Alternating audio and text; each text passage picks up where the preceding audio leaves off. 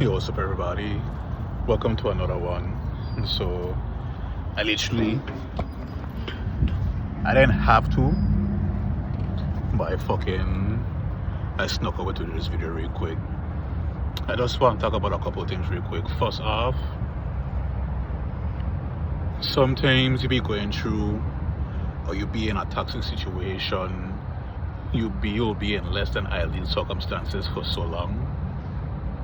So, for example, I've been sleeping on this couch for 2 years. So, I've been doing these series like, 28 days, 27 days, 26 days until I move into my new place. Here's the funny thing, like, I'm so comfortable in my fucked up situation that I'm subconsciously prolonging it. And so, it wasn't even 20 nothing days until I move in. It's actually, because the last video I was like 25 days or 24 days. In actuality, I have 17 days until I move into my new place. 17 days. And so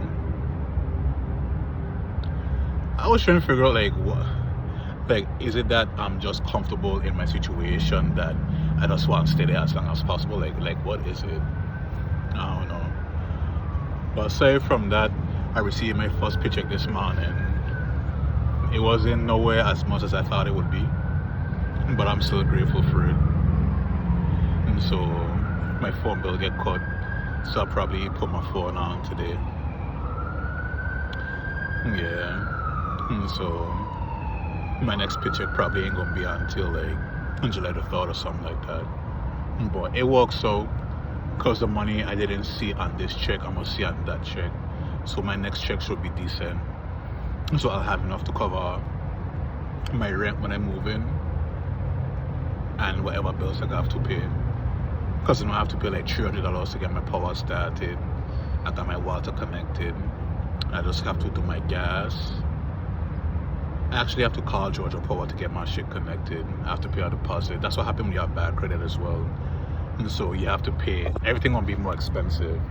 And so for my Georgia Power, I have to pay a deposit because of my credit. That's typically what causes that. So like with my Georgia Power, I have to do and my gas, and that should be it. And that should be good to move in. Renters insurance, of course. But yeah, like, I don't know, like, it was baffling to me, like, you talk all of this, but how you ready to move, but you, when I say you, I mean myself, like, you're prolonging your own sentence, like what's your problem? Yeah, but that's one thing that I realized today about myself. Like, I have to be more mindful of what I'm doing. I have to be more mindful of where I'm going, because like that's simple. That's like counting days until I have to leave. Like, why? I don't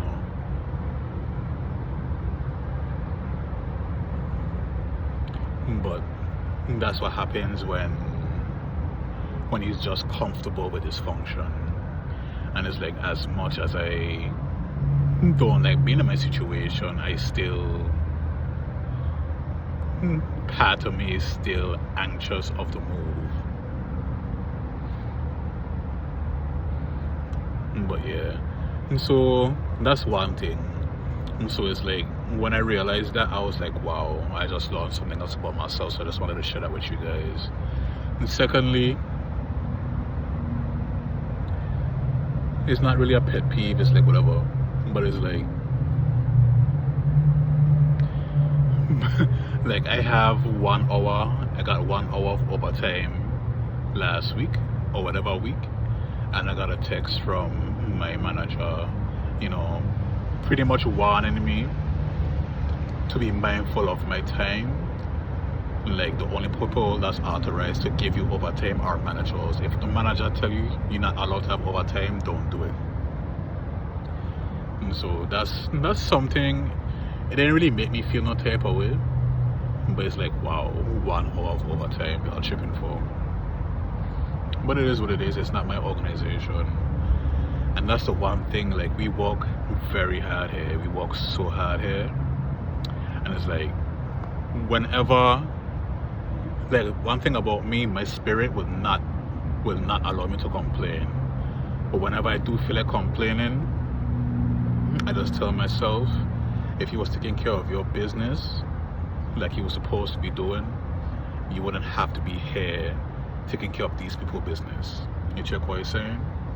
And so it's a lesson learned. So what I'm gonna do moving forward, because I'm not gonna be working here full-time hours for no months on end. So I'll probably cut back my hours like 5 or 6 hours. And then I'm gonna figure out how to get like a car. And so I'll come in here like 6, 7. By the time I move into my new place, come here for like 6, 7, leave here like 12, 1, and then go home, probably take a shower, get something to eat, and then I'll start driving either Uber or Uber Eats or something. But that's the plan. But yeah, this is gonna be a nice short video. Aside from that, I'm grateful for this Friday. It's a beautiful day today. I'm grateful for this beautiful day. I'm grateful for my paycheck. I'm grateful for my new apartment. Yeah, I'm just grateful for life. I'm grateful to be alive. You know, I'm one of the soldiers that made it today.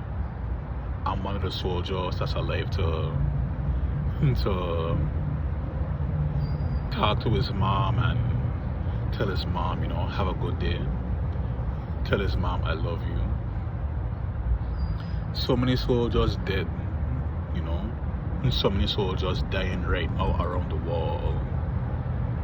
You know, and even if you're not a soldier, you know, so many human beings dying around the world every day, but we're alive right now. And that's why I say, you know, at the end of every video that we're about to do right now, drop in the comments 3 things that you are grateful for. And as always, ain't nothing but love, man. If nobody tell you that they love you today, I just want to say that I love you. The world is a better place with you in it. And no matter what, don't give up on your dreams. A manager at CSA. All right.